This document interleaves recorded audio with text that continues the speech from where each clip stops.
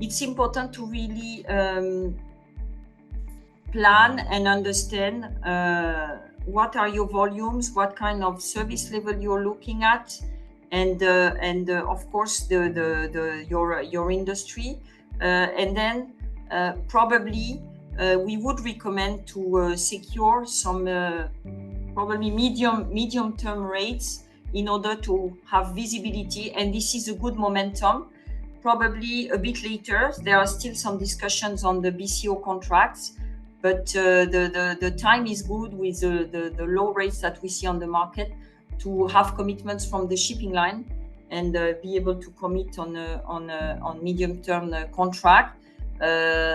It's also good to have a diversified strategy where we can offer you to commit some of your volumes on spot rates and see what's happening on this market, knowing that of course it can be up and down according to the GRI that will happen on the market.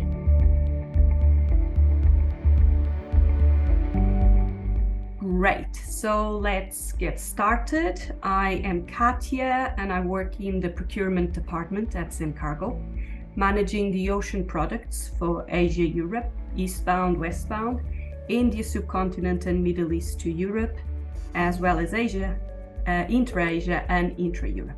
On these trades, I ensure we can offer the best suited products to fit the needs of our customers, and I'm helped by a great team, and of course Anne-Sophie, who will introduce herself as well. Thanks, Catia. Yes, I'm Anne-Sophie Fribourg. I'm the VP of Ocean Freight for Zencargo. And as Catia said, we handle many trades, and of course we have some other trades that Catia didn't mention, like Trans-Pacific. And we are, I'm in charge of having the relationship with the shipping lines, our preferred partners, at management level to ensure that in this very, very disrupted and unstable environment, we have the key contacts that enables us to offer you the best service we can offer together with the competitivity of our rates. So we'll move on to the first slide. And of course, we will discuss of what has happened and what is going to happen in 2024. You've seen that the ocean freight market is a bit a roller coaster since many years.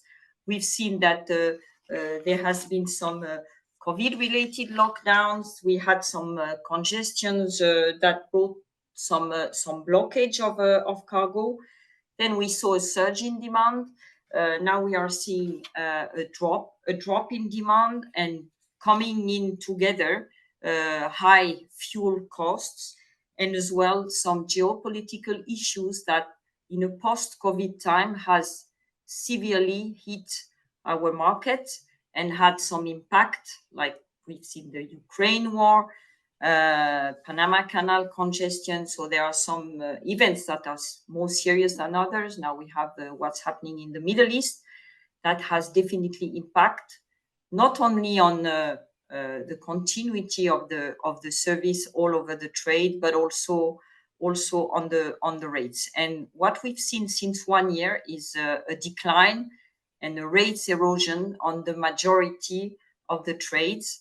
It might not have happened in the same time, but at the end, every trade has seen rate erosion in a very significant way. Why? Because of what I have explained, but also we have seen that there has been some blank sailings. So blank sailings meaning what? Meaning that shipping lines are just withdrawing some ships on certain trades, mainly the Trans-Pacific and the Asia-Europe, the main head-haul trades, in order to better balance the supply and the demand, to try to sustain the prices on these trades. And that has also, you've seen that, I'm sure, a lot of effect on the service capability. In terms of rate, what we've seen also is that some industries have been hit harder than others. Like if we take the example of retail was really, in terms of rates, performing below market average pre-COVID, and with a very transactional approach.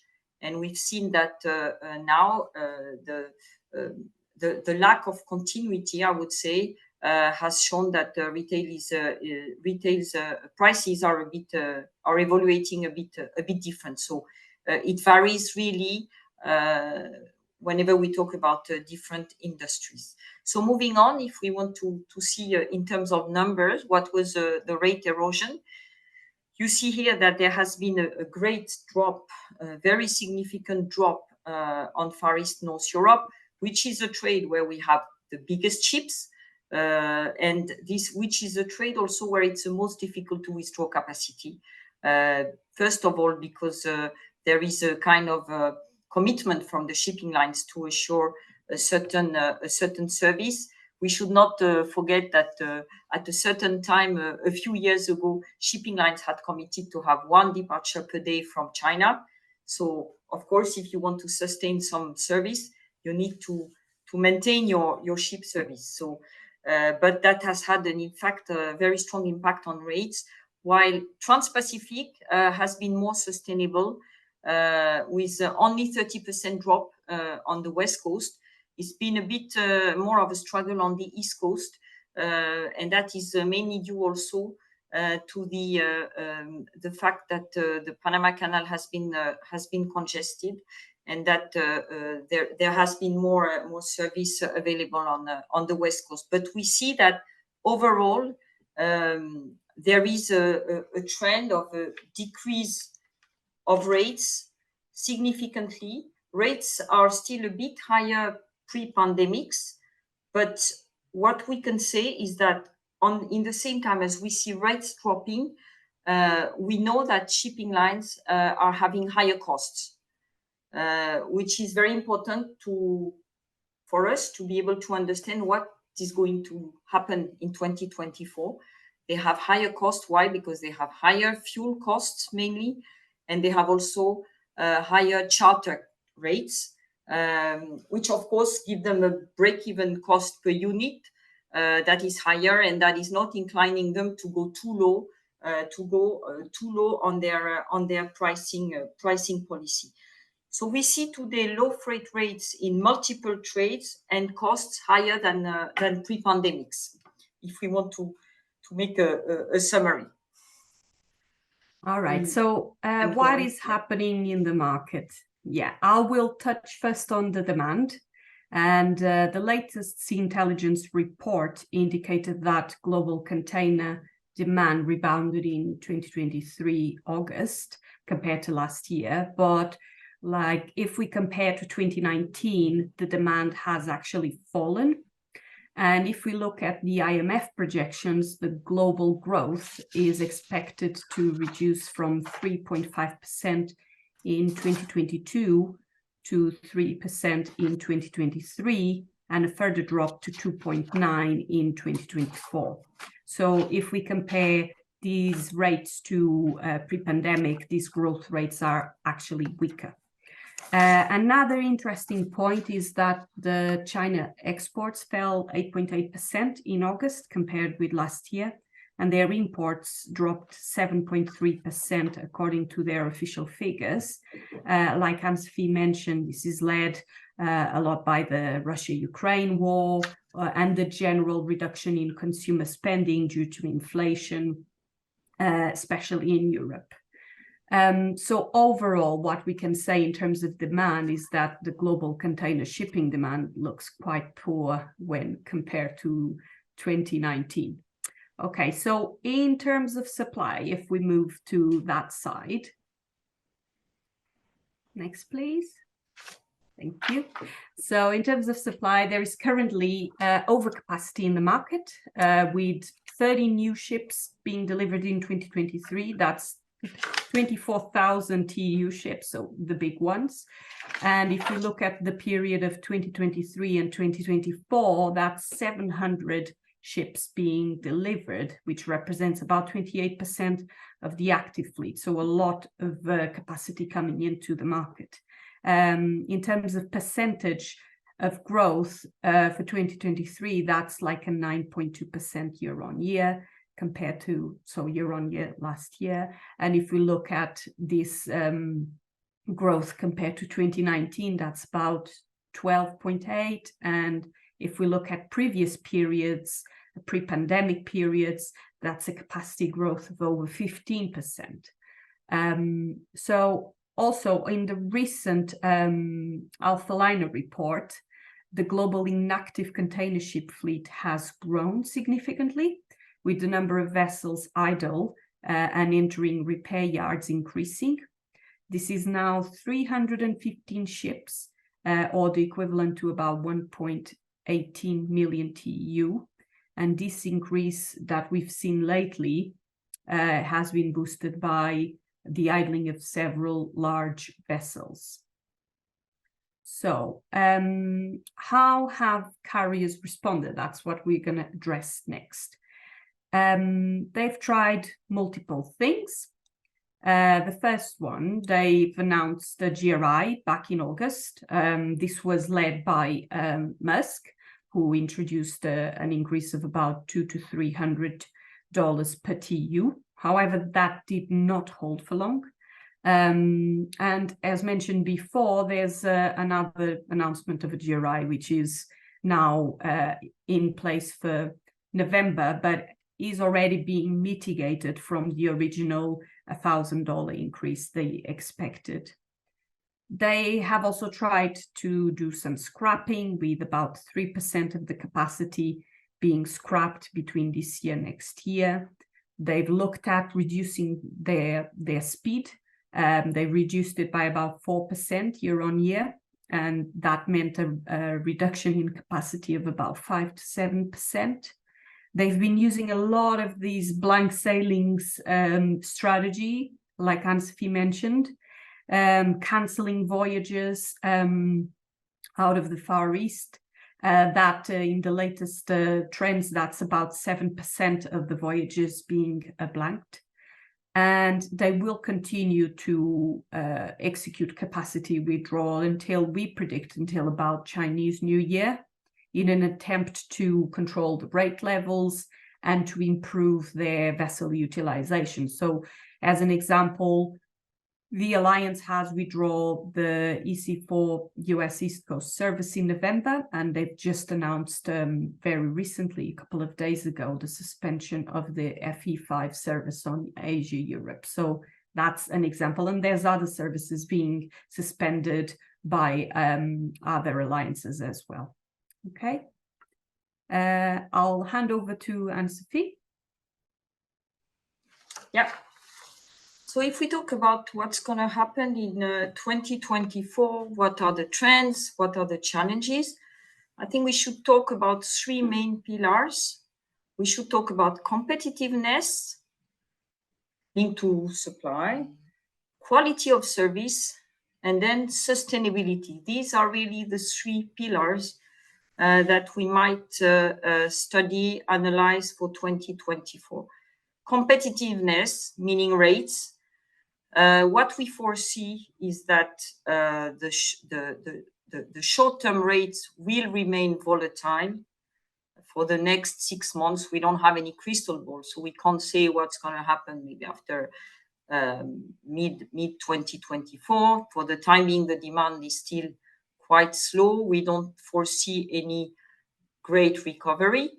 That means that volatility will remain. Why? Because what is different from pre-pandemics is that the BCO, the long-term contracts, are now being negotiating. This is a tender season for big BCOs.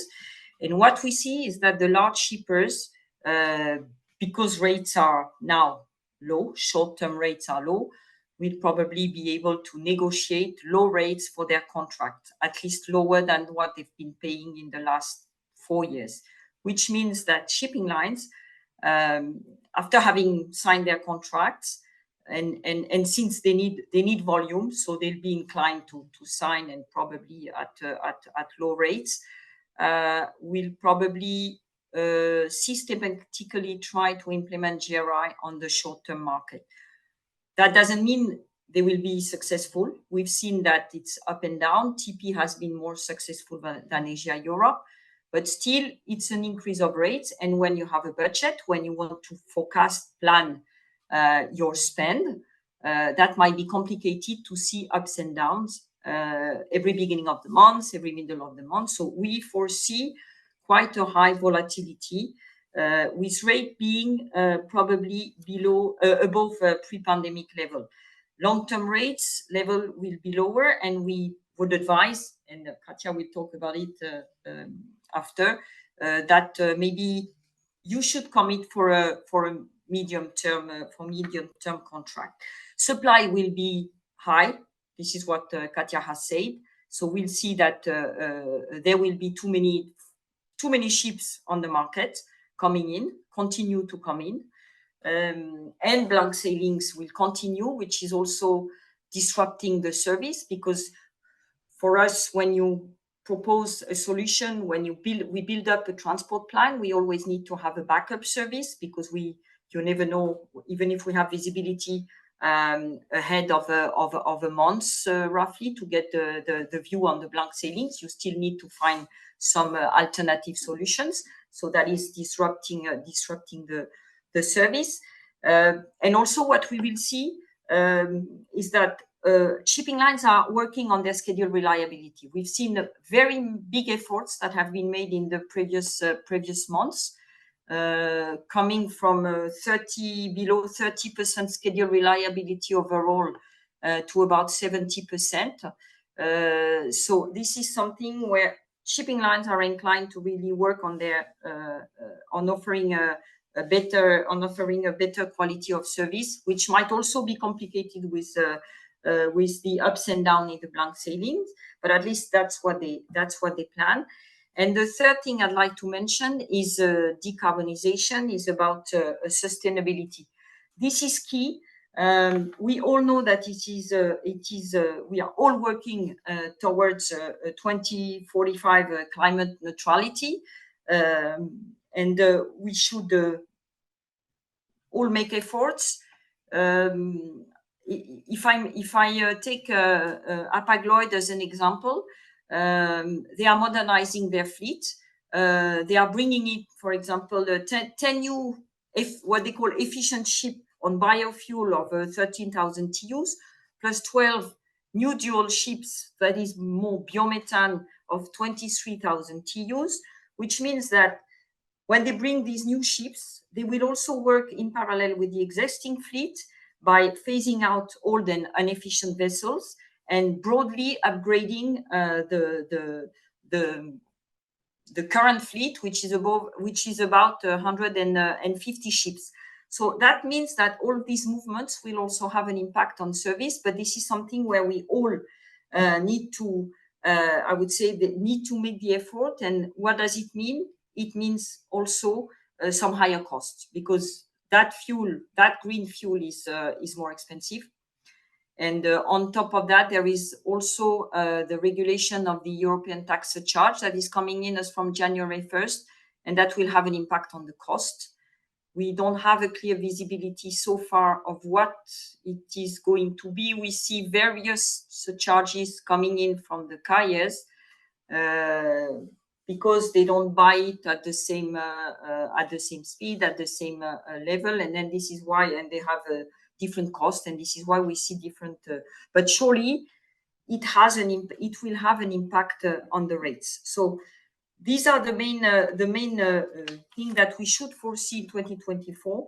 As I said, volatility. Shipping lines will want to be in a competitive cost position, depending on the carriers, depending on the strategy. They will probably deploy capacity in the key growth market, but also in a niche market where they still want to be profitable, and they'll work on quality and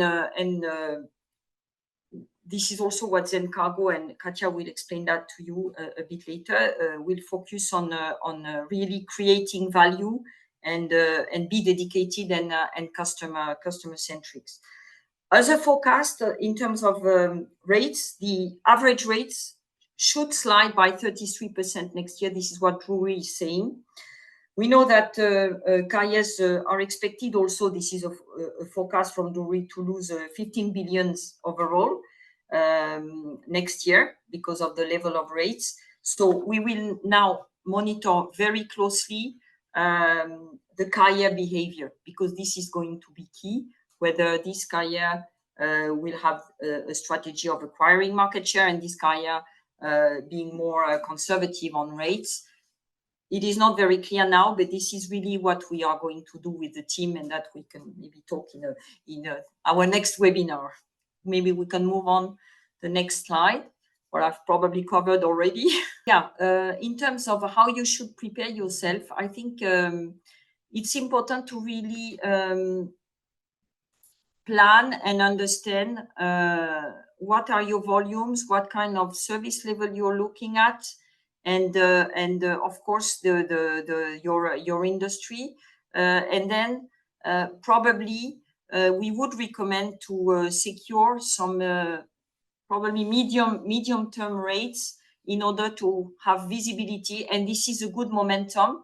Probably a bit later, there are still some discussions on the BCO contracts, but the time is good with the low rates that we see on the market to have commitments from the shipping line and be able to commit on medium-term contract. It's also good to have a diversified strategy where we can offer you to commit some of your volumes on spot rates and see what's happening on this market, knowing that, of course, it can be up and down according to the GRI that will happen on the market. It is very important, and we do believe and work in that direction every day with the team, of having good relationship with our partners, because good relationship, showing our attractivity, our commitment, our capability to deliver, will give a better service from them, better flexibility, and will improve the buying power. So very important to have a good vision of what we can commit and deliver, and also to provide a good visibility whenever there are some peak seasons. And we do recommend also that you speak with us, and we are happy to share and understand your needs, and then be able to build up the right solution, because we're dealing with the carriers on a daily basis, and we have, I think, quite a good view of what's happening on the market. I think we can go on with the next slide, and then it's your turn, Catia, I think. Yes, so I think we should address now what should your freight partner do to support you. We see three main areas based on our experience. We believe they should be supporting you with bespoke solutions, with the analysis of risk adversity, the seasonality, and your inventory policy. And then they should be using this analysis to develop a rate strategy and align that strategy to your broader business goals, so that everything is end-to-end connected. We also believe the role of data is quite important, and using data to provide visibility for carriers on forecasts and protect against unexpected peaks, and also using that data to do rate benchmarking and analytics. And finally, we believe another area that your freight partner should be supporting you with is by providing you industry expertise through market intelligence on rate trends and predictions, and to leverage their relationships with carriers to find you the best deals. So I think we can jump to how would Zencargo then add value to you if we were to do business together. We believe that through expertise is one of the factors, and that's because we have a team of experts in the procurement team in all of the major trades, and they all have extensive networks. We also think we can help through the work we do with our partners, such as Zeneta, who provides impartial rate analysis. And also, we believe that by providing you data which is relevant and granular on our platform, we can help to make better decisions and provide you with accurate forecasts and also cost reductions.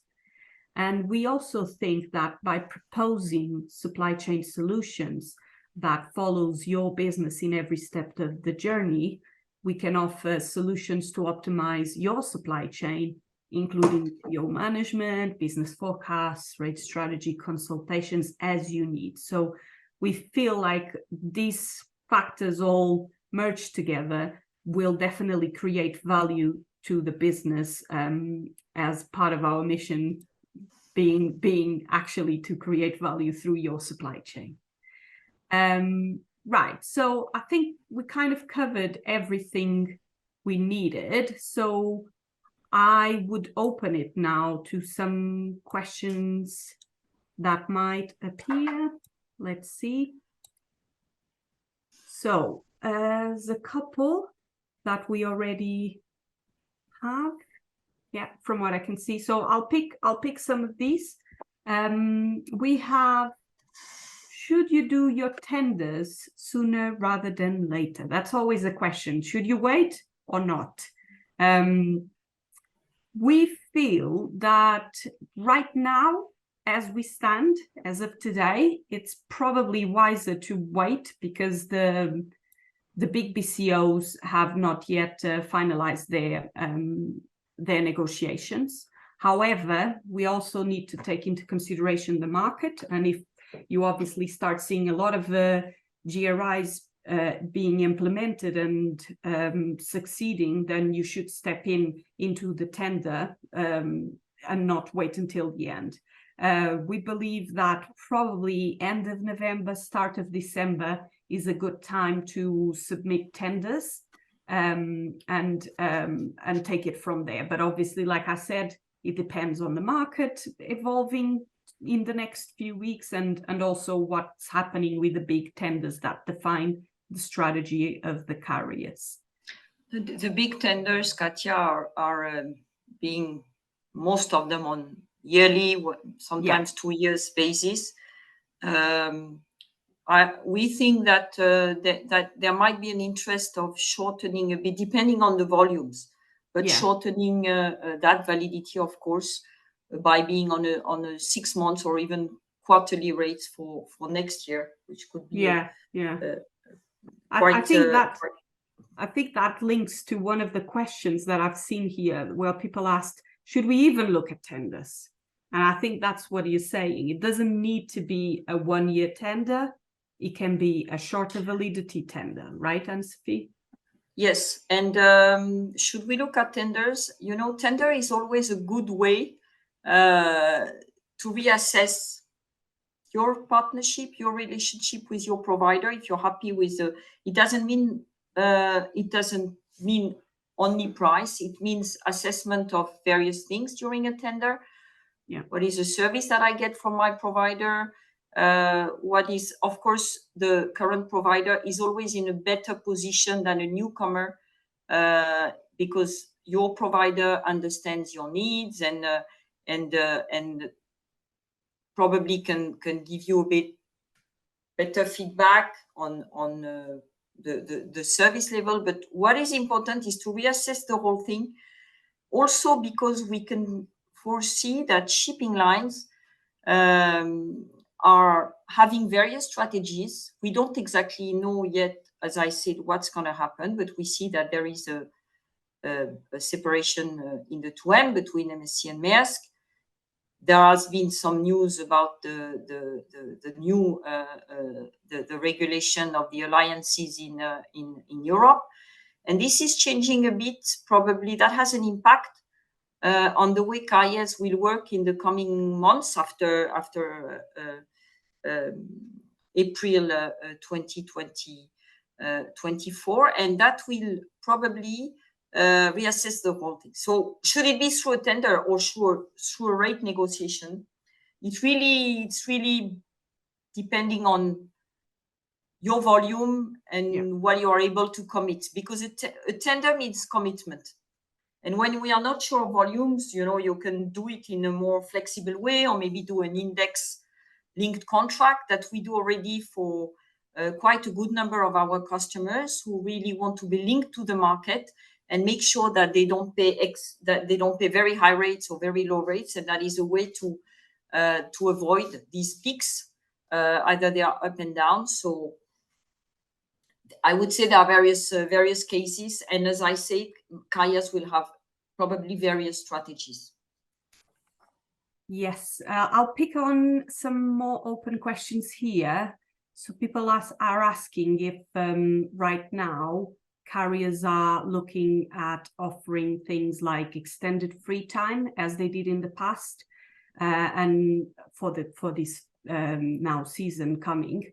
What we've been seeing is that during the pandemic, free time was a very difficult thing to obtain because simply of the congestion in the ports and the fact that carriers needed the containers moving. So the longer you left them in the port, the more problems and more was added to the congestion. Right now, you probably have seen that the vessel reliability has improved. So the levels of congestion have dropped massively.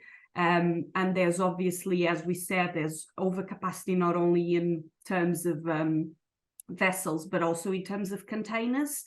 And so right now, compared to the pandemic period, carriers are definitely more open to free time negotiations. And that is now part of the negotiation that you do with a carrier. Of course, that doesn't mean they will grant it like nothing, and they will evaluate unlimited free time. Yeah, it's not unlimited, unfortunately, but they are more open to it than they were during the pandemic times because of the fact that now there's more containers available and there's less congestion. So if that answers it. I have also, do we handle air freight? Yes, we do handle air freight, not between me and Anne-Sophie. It's a different team of Zencargo, but yes, we do handle air freight and road freight. So road freight is also part of our offering. So we cover everything, road, air, and ocean.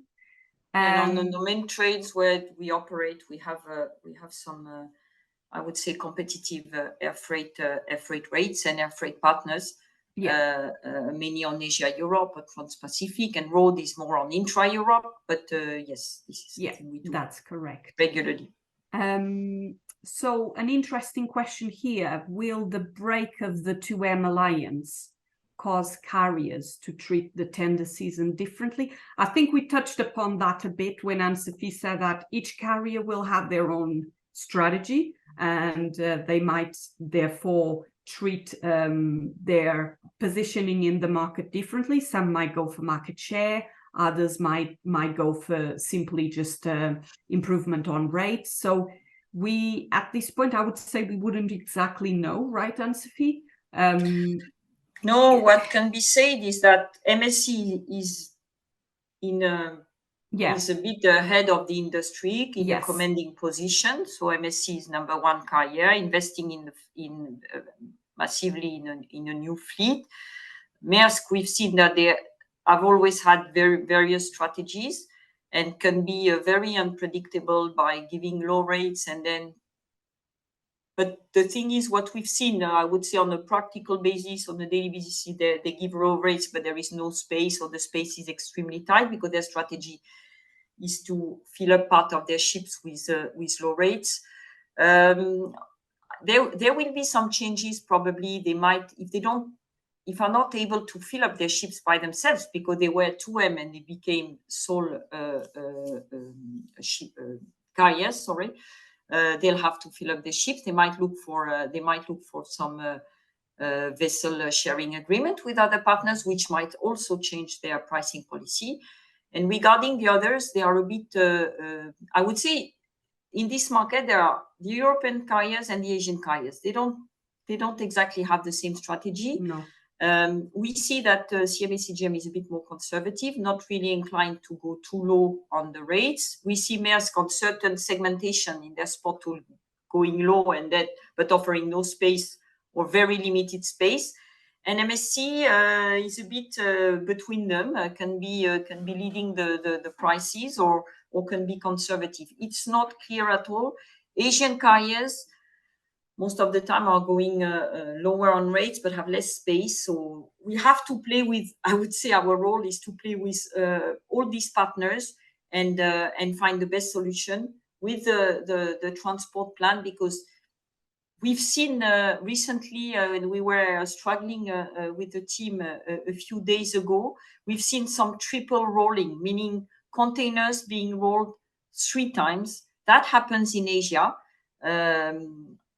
Not very often, but we see that they take the cargo and they don't put it on board. So this is something we have SLA with carriers and very strict SLAs, which of course is leading our relationship. But you see, you have to arbitrate between prices and between space and service. So what I should say is it's not very clear what the strategies will be, depending on the carriers and depending on the fact that they have higher costs and carriers have different costs as well. So that is also leading very much their price strategy. Yeah. I think we have time for one last question because we're a bit over our, I think it's been just a lot of information here and interesting questions. So the last one is, how many providers should you include in your tender? If we're talking about how many freight forwarders you go after, if you're talking through running tenders through freight forwarders, we believe that it's important to have at least 2 or 3 as a benchmark, just to ensure that you can have a comparison across the different offering that each one of them is giving you. But don't look solely at rates, because that might not be the most wise decision. You should be looking at multiple things, not that are not just rates. So what we mean is, like, there's a package that comes together with that offering. You should be looking at the full package, like what are they offering you in terms of service level, in terms, so like what Anne-Sophie mentioned, in terms of availability of options. If the rate only covers one single option, that's different from another rate that covers multiple options, because they have impact on your sailing schedules and on the plan of transporting your cargo. So what we say is that include 2 or 3 as a minimum, but make sure you compare them across multiple factors that are important for you: transit times, space, availability of different options, rates, free times. So there's a bunch of factors that are important for this selection and comparison, and rates is one of them, but it shouldn't be the sole one, because it might drive you to not necessarily the best option for your needs. Would you add anything else? Yeah. I would just add that we've seen recently some speculation from actors, I would say, and this is something that is I think quite dangerous. And in that market, what I would like to insist on is that there is a price, there is a fair price, and it has to be a win-win relationship with the carrier, with your provider, and if going too low doesn't ensure a good service. We've seen some crazy rates because people want to grab some volumes. This is not a way to build up a sustainable relationship with your provider. And for us, with the carriers, it's not at all the way we work, also in Zencargo, because we want to build up sustainable partnership in the long run, enable you to get your commodities on time, avoiding all the disruption that can happen, and it will continue to happen. There are geopolitical risks all over. tensions are high. That has impact. There are many things that is having impact. So I just want to insist on the fact that speculation is dangerous today, and doesn't give you a good service from anyone, and especially not with the carriers. And that's not the way we consider our relationship with our main providers that are historical and that trust us, and trust is key in today's world, I would say. That's all. Okay, so I think we've covered what we could with the time we have. I would say, finally, if you would like to speak to a member of our team about a bespoke rate strategy, please contact us through our Get Started page, and we will be happy to help you. You have the QR code there if you need it. And we will see you soon, hopefully, if we already not see you. All right. Yes. And thanks for listening to us. Yes, thank you so much. And we wish you rest of good afternoon. Bye-bye, everyone. Good afternoon. Bye. Bye.